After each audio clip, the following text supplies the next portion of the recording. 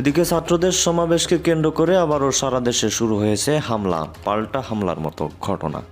সন্ধ্যার পরেই দাবঠি নিয়ে নেমেছে লক্ষ লক্ষ আওয়ামী লীগের নেতাকর্মীরা। আজ রাতেই সমন্বয়কদের শেষ দিন বলে ঘোষণা দিয়েছে ছাত্রলীগ নেতারা। হঠাৎ বীরের বেশে ফিরে এসেছে আওয়ামী লীগের নেতাকর্মীরা। গাড়িবহরে হামলা হয়েছে, এরপরই শিক্ষার্থীরা সড়ক অবরোধ করে। এতে ঢাকা খুলনা মহাসড়কে তীব্র যানজটের সৃষ্টি হয়।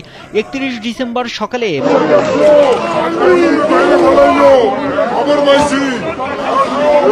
ছাত্রলীগ যদি আবার নিজেদের অবস্থান সক্রিয় করতে চায়, তাদের নাম নিশান আমরা আবার মুছে দেবো ইনশাআল্লাহ। মোল্লাহাটে মাদ্রাসা ঘাটর নামক এলাকায়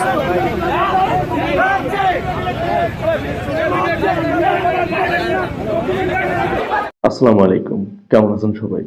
আজকে জুলাই আগস্টের বিপ্লবের ঘোষণাপত্র আসতেছে। আমরা এখানে সবাই মাতামাতি করছিলাম যে কি আছে ওই ঘোষণাপত্রে। অনেক মাতামাতি করছি লাস্ট কয়দিন ধরে। দর্শক, দেশ প্রবাস দূরে কিংবা কাছে বসে যারা আমাদের দেখছেন, আশা করি সবাই ভালো আছেন। দর্শক, এই মুহূর্তে পাওয়া খুবই গুরুত্বপূর্ণ এবং ইম্পর্টেন্ট একটি সংবাদ আপনাদের সামনে নিয়ে এসেছি। তাই সবাইকে রিকোয়েস্ট করছি, সবাই একটু অন্য দিনের তুলনায় একটু বেশি খেয়াল দিবেন।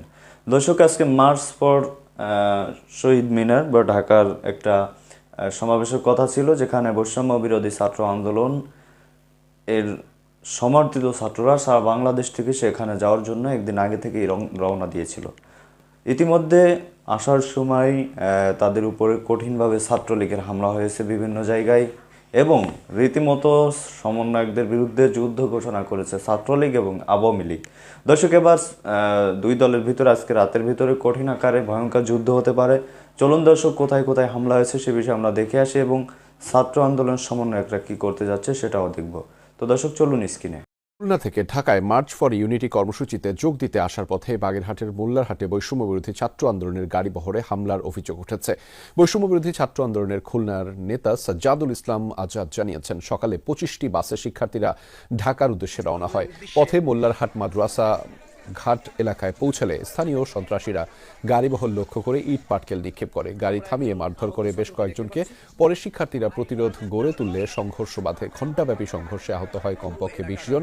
পরে পরিস্থিতি নিয়ন্ত্রণে আনে পুলিশ ও সেনাবাহিনী। শিক্ষার্থীদের অভিযোগ, পরিকল্পিতভাবে আওয়ামী লীগের দোসররা এই হামলা চালিয়েছে। পুলিশের ভূমিকা নিয়েও প্রশ্ন তোলেন তারা। সেনাবাহিনীর সহযোগিতায় পরে ঢাকার উদ্দেশ্যে ছেড়ে আসে বৈষম্যবিরোধী ছাত্র আন্দোলনের গাড়িবহর।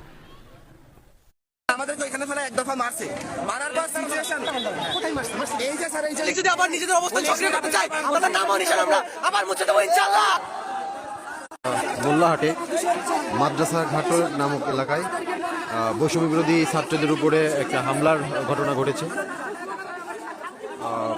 শান্তি শৃঙ্খলা বাহিনী, সেনাবাহিনী এখানে উপস্থিত। পরিস্থিতি নিয়ন্ত্রণে তারা যথাসাধ্য চেষ্টা করছে।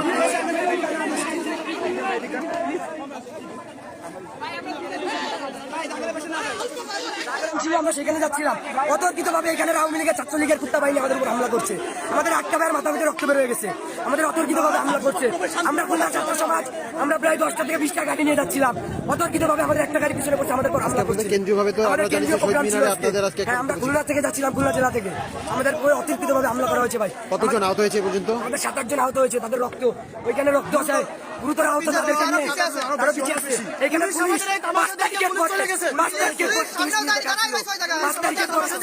আমরা এই জন্য 5 তারিখে রক্ত দিচ্ছি। 5 তারিখের পর আজকে পুলিশ নির্বিকার ছিল। আমরা তাদের সঙ্গে এক পর্যায়ে সংঘর্ষতে আমরা হয়নি, কিন্তু যখন দেখলাম আমাদের ভাইদের উপর দেশীয় অস্ত্র, ঘর থেকে মহিলারা পর্যন্ত তাদেরকে দেশীয় অস্ত্র দিয়ে সাহায্য করেছে। দেশীয় অস্ত্র নিয়ে যখন তারা আমাদের উপর ঝাঁপিয়ে পড়লো, তখন আমরা আমাদের আত্মরক্ষার ক্ষেত্রে আমরা মহিলারা বেশি ছিল। আমাদের যে বিপ্লব, জুলাই বিপ্লব ছিল, তার ঘোষণাপত্র পাঠ করা হবে ঢাকার শহীদ মিনারে। সো আমরা সারা বাংলাদেশ থেকে ওই কেন্দ্রের জন্য যাওয়ার জন্য দুপুর 3টায় হচ্ছে আমাদের প্রোগ্রাম। সারা বাংলাদেশ থেকে ওখানে যাওয়ার জন্য আমরা রওনা দিচ্ছি। আমরা এখান থেকে যখন যাচ্ছি, আমাদের হচ্ছে প্রায় 9টার মতো বাস, শুধুমাত্র বৈষম্য বিরোধী ছাত্র আন্দোলন খুলনার পক্ষ থেকে। আরও নাগরিক কমিটির বাস আছে। তো আমরা যখন যাচ্ছি, মাঝখানে মনে করেন একই সব গাড়ির স্পিড তো সেম ছিল না। মাঝখানে কিছু গাড়িতে প্রায় অ্যাটাক করে। সামনে যখন আমরা যাই, আমাদের হচ্ছে ওয়াকি টকিতে কথা হচ্ছে কন্টিনিউ, ঠিক আছে। আমরা খবর পাই আমাদের বন্ধুদের উপর হামলা করা হয়েছে। যখন হামলা করা হয়, গাড়ি স্লো করে ফেলানো হয়। স্লো করে ফেলানোর পরে ওরা তখন 4 সাইড থেকে ঘিরে আতঙ্কিত হামলা করে। প্রথমে ইট পাটকেল মারে চলন্ত গাড়িতে। যখন হামলাটা করার পর যখন স্লো হয়ে যায়, তখন 4 সাইডটা ঘিরে উল্টো পাল্টা মারধর করছে। আমরা যখন আসছি, আসার পরে পুলিশ এখানে 4-5 জন আসছে। 4-5 জন আসার পরে তারা আমাদেরকে বলছে কি আমরা এখানে কন্ট্রোল করতেছি, আমাদেরকে একটু সময় দেন। তারপরে ওনারা চলে গেছে। তো মানে 40 থেকে 50 মিনিট পরে তারা 5 জন মাত্র আসছে। তার আগে সেনাবাহিনী জানতো না, সেনাবাহিনী চলে আসছে, অথচ পুলিশ আমাদেরকে বলছে তারা আমাদেরকে কন্ট্রোল করতেছে। পুলিশ আসছে 5-7 জন, তাও 40-50 মিনিট পরে। এই হচ্ছে পুলিশের অবস্থা। আপনারা কতগুলো গাড়ি এসেছিল? আমাদের এখান থেকে 15 থেকে মানে টোটাল যদি কাউন্ট করা হয় 20-25টার মতো গাড়ি। খুলনা থেকে আসছেন? খুলনা থেকে। ও, এই হামলাটা হয়েছে কয়টার সময় বলুন না? এখন বাজে হচ্ছে 1.5-2 ঘন্টা হয়ে গেছে। আসসালামু আলাইকুম, কেমন আছেন সবাই? আজকে জুলাই আগস্টের বিপ্লবের ঘোষণাপত্র আসতেছে। আমরা এখানে সবাই মাতামাতি করছিলাম যে কি আছে ওই ঘোষণাপত্রে। অনেক মাতামাতি করছি লাস্ট কয়দিন ধরে, যখন সবাই ফেসবুকে পোস্ট করলো, মানে বৈষম্য বিরোধী ছাত্র আন্দোলনে যারা ছিল সবাই একসাথে, যে তারা জুলাই বিপ্লবের একটা ঘোষণাপত্র দেবে আর কি। ওটা আসতেছে না, ওটা দিবে না আজকে। কেন দিবে না আপনারা জানেন, এটা নিয়ে অনেক নাটকীয়তা ছিল। গত পরশু সরকারের পক্ষ থেকে বলা হলো এটা তারা জানে না যে ঘোষণাপত্র আসবে কি আসবে না, এই ধরনের কথাই বলছে। গতকাল আবার বলল যে এই ঘোষণাপত্র সরকারের তরফ থেকে আসবে, মানে সরকারই দিবে। আবার এই যে বৈষম্য বিরোধী ছাত্র আন্দোলনে যে হান্নান, সে বলতেছে দেশি বিদেশি অনেক ষড়যন্ত্র ছিল, এটা ঘোষণাপত্র তৈরি করবে সরকার। ভাই, আমাদের বিপ্লব তো চুরি হয়ে গেছে অনেক আগেই, আমরা তো বলতেছি যে বিপ্লব চুরি হয়ে গেছে। আজকে শহীদ মিনারে কেন মানুষ যাবে? তোমরা ঘোষণাপত্র দিতে চাইছিলা, ওইটার জন্য মানুষ যাইতো। তোমাদেরকে ব্যর্থ করে দেওয়া হলো। তোমরা নিজেদেরকে অনেক বড় মনে করতে, যে পাটোয়ারি কি জানো, নাসির পাটোয়ারি নাকি হ্যান ত্যান, হয়তো নিজেদেরকে মানে কি মনে করতো আল্লাহ ছাড়া কেউ জানে না। ওইদিন খালিদ মহিউদ্দিনের সাথে লেগে গেছিল। এখন যদি ঘোষণাপত্র, শহীদ মিনারে তো লোকই যাবে না, এত কিছু করলা যে ঘোষণাপত্র পাঠ করবা, হ্যান করবা, ত্যান করবা, ঘোষণাপত্র আসবে, কই? এখন যদি না আসে, জনগণ যদি এটা জানতে পারে যে এই মুহূর্তে পুলিশ বাহিনীর ভূমিকা কি, পুলিশ কি তার যে ঐতিহ্যগত যে ভূমিকা, আইন শৃঙ্খলা রক্ষা করবে, দুষ্টের দমন, শিষ্টের পালন, এই কাজগুলো করার যে ধারাবাহিকতা রয়েছে, যেটি গত 15 বছর ধরে আওয়ামী লীগ জমানাতে তারা রীতিমতো আওয়ামী লীগের লাঠিয়ালে পরিণত হয়েছিল, এবং শেষমেশ অর্থাৎ 2024 সনের জুলাই এবং আগস্টে তারা শুধু লাঠিয়াল নয়, রীতিমতো তাদের একটা বিরাট অংশ, এই পুলিশ বাহিনীর একটা বিরাট অংশ সরাসরি আওয়ামী লীগের হুকুমে খুনির ভূমিকাতে অবতীর্ণ হয়েছিল। তাদের যারা অপরাধী তারা এখন কোথায়, তারা কি ধরা পড়েছেন, এবং যারা নিরপরাধ তারা কি স্বাভাবিক কাজকর্মে ফিরতে পেরেছেন কিনা। যিনি নতুন আইজি হিসেবে যোগদান করেছেন তিনি অতি সম্প্রতি একটি বক্তব্য দিয়েছেন, সেটি হলো যে পুলিশের হাতে আইন শৃঙ্খলা রক্ষার কোনো ম্যাজিক নেই। আমরা আসলে তার কাছে কোনো ম্যাজিক চাচ্ছি না। ম্যাজিক শব্দটাই হলো মূলত একটা বোগাস, একটা মিথ্যা, একটা অভিনয়। আমরা পুলিশের কাছ থেকে সেটা চাচ্ছি না। আমরা কোনো ম্যাজিক কোনো কিছু চাচ্ছি না, অতি আশ্চর্য কোনো কিছু চাচ্ছি না। আমরা শুধুমাত্র অ্যাকশন এবং রিয়াকশন চাচ্ছি। পুলিশের অ্যাকশন চাচ্ছি এবং পুলিশের রিয়াকশন চাচ্ছি। এবং যেহেতু আমরা জনগণ, তাদেরকে বেতন দিচ্ছি, ভাতা দিচ্ছি, পোশাক দিচ্ছি, অস্ত্র দিচ্ছি, গোলাবারুদ দিচ্ছি, কাজেই এতটুকু চাওয়া আমাদের অন্যায্য নয়। কিন্তু সেই জায়গাটিতে পুলিশ আসতে পেরেছে কিনা। এরপরের প্রশ্ন হলো সেনাবাহিনীর ভূমিকা কি। সেনাবাহিনী মাঠে আছে এবং তাদের সকলেরই ম্যাজিস্ট্রেসি পাওয়ার আছে। তো সেই ম্যাজিস্ট্রেসি পাওয়ার নিয়ে এ যাবৎকালে তারা কতটুকু দেশের আইন শৃঙ্খলা উন্নয়নে ভূমিকা রেখেছেন, এবং সরকারের যে কাজকর্ম, সেই কাজকর্মে তারা গতিশীলতা এনেছেন সারা বাংলাদেশে, যেখানে চাঁদাবাজ, দখলদার এরা পুলিশ না আনসারকে দেখলে যেখানে ভয় পেত, তো সেই আনসারের জায়গাতে এখন সেনাবাহিনীর চৌকুশ অফিসাররা কর্মরত আছেন। তাদের সামনে টেকনাফ থেকে তেঁতুলিয়াতে যে কর্মকাণ্ডগুলো হচ্ছে, পুলিশ সেখানে কি করছে। আমাদের কতগুলো গোয়েন্দা সংস্থা রয়েছে, সেটা আর্থিক গোয়েন্দা বলেন, কিংবা সেনাবাহিনীর গোয়েন্দা বলেন, কিংবা পুলিশের গোয়েন্দা বলেন, এদের নাকের ডগায় হাজার হাজার কোটি টাকার সম্পত্তি। আওয়ামী লীগের সম্পত্তি বিএনপির, জামাতের বা নিরপেক্ষ কোনো ব্যবসায়ীর আমল নামায় চলে আসছে পাওয়ার অফ অ্যাটর্নির মাধ্যমে। অনেক দুর্বৃত্তের টাকা অন্য তৃতীয় পক্ষের অ্যাকাউন্টে চলে যাচ্ছে। এরকম শত শত নয়, ভুরি ভুরি নয়, হাজার হাজার লাখ লাখ ঘটনা ইতিমধ্যে গত 4 মাসে ঘটেছে। এখন পর্যন্ত কোনো আর্থিক গোয়েন্দা কর্মকর্তা যারা আছেন, তারা এইরকম কোনো ট্রানজ্যাকশন বা অনিয়মিত, যেটাকে লেনদেন বলা হয়, একজন মানুষ সাধারণ ব্যবসায়ী হঠাৎ করে তার অ্যাকাউন্টে 5 কোটি টাকা, 50 কোটি টাকা, 100 কোটি টাকা চলে এসেছে। অথবা ধরুন গত 4 মাসে যে সকল পাওয়ার অফ অ্যাটর্নির মাধ্যমে হাজার হাজার বিঘা জমি, বাড়ি ইত্যাদি বিক্রয়ের জন্য আওয়ামী লীগের দোসররা অনেকেকে এখানে তারা, যাকে বলা হয়, পাওয়ার অফ অ্যাটর্নি দিয়েছে এবং সেগুলো নিয়ে লেনদেন হচ্ছে এবং সেই লেনদেনের অর্থ দেশের বাইরে চলে যাচ্ছে। দেশের বাইরে চলে যাওয়ার কারণে কি হলো, আমাদের আমদানি বাণিজ্য বাড়েনি, রপ্তানিও বাড়েনি। বিদেশ থেকে যে রেমিটেন্স এসেছে সেগুলোর কারণে অব্যবহৃত ফরেন রিজার্ভ সেটা বেড়ে গেছে। কিন্তু ডলারের মূল্য অস্বাভাবিক বৃদ্ধি পেয়েছে।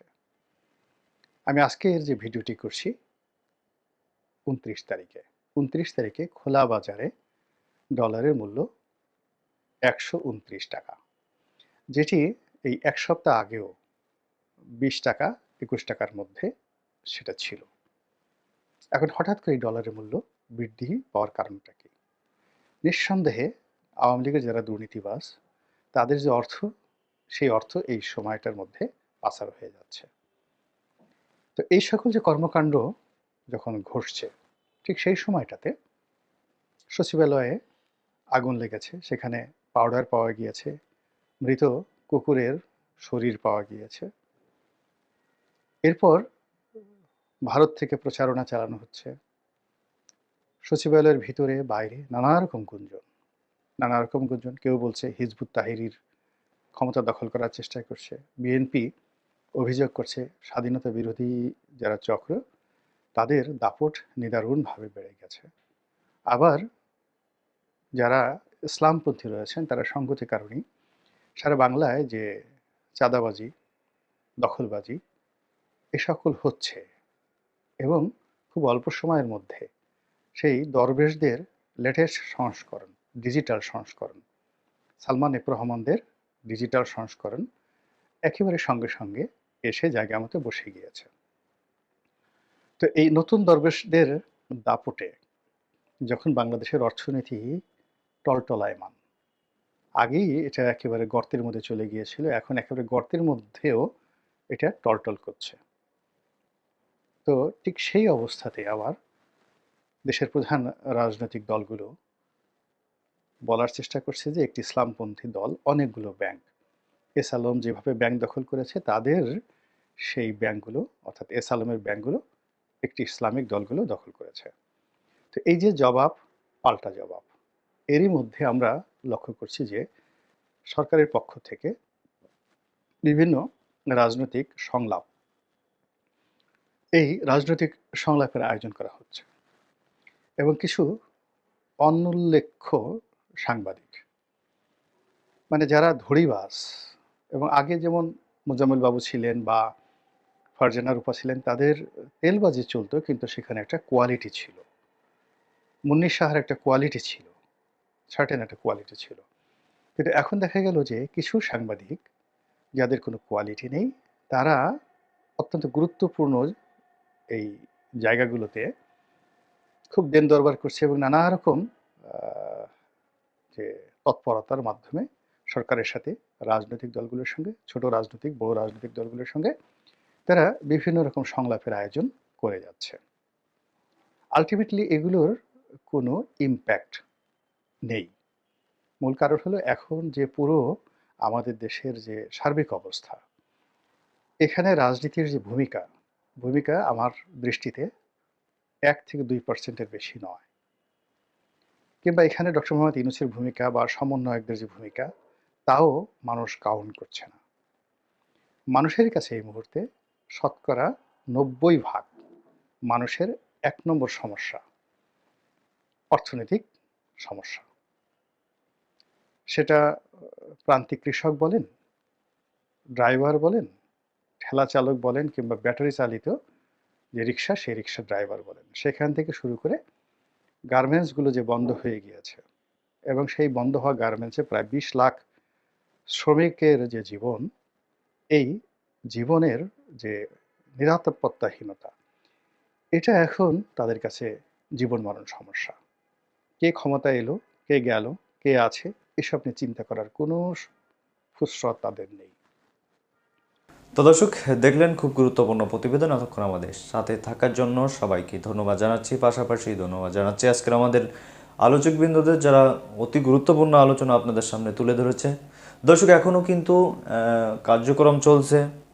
এই যে যারা আগুন লাগানোর সাথে জড়িত, তাদের বের করার জন্য পুলিশ না খেয়ে কিন্তু তারা তদন্ত চালিয়ে যাচ্ছে। ইতিমধ্যে কিছু এমন নমুনা তারা সংগ্রহ করেছে, যার কারণে কেউ বলছে সাবেক প্রধানমন্ত্রী শেখ হাসিনা ফেঁসে যেতে পারে, আবার কেউ বলছে এই সমন্বয়করা ফেঁসে যেতে পারে। আসলে বাস্তবে কি হতে চলেছে আমরা মাত্র 2 থেকে 3 দিনের মধ্যেই আপনাদের জানিয়ে দিতে পারবো, এবং সারা চ্যানেলে আপনারা দেখতে পারবেন, সবকটি চ্যানেলে। তো দর্শক, ভালো থাকুন, সুস্থ থাকুন, এবং পরবর্তী আপডেট পেতে আমাদের চ্যানেলটি সাবস্ক্রাইব করে পাশে রাখা বেল আইকনটি বাজিয়ে দিবেন, এবং এ বিষয়ে আপনাদের মন্তব্যটা জানাবেন। আসলেই কে অপরাধী হতে পারে, আপনাদের ধারণা কি? তো দর্শক, ভালো থাকুন, সুস্থ থাকুন, পরবর্তী আপডেট পেতে চ্যানেলটি সাবস্ক্রাইব করে রাখুন। ধন্যবাদ।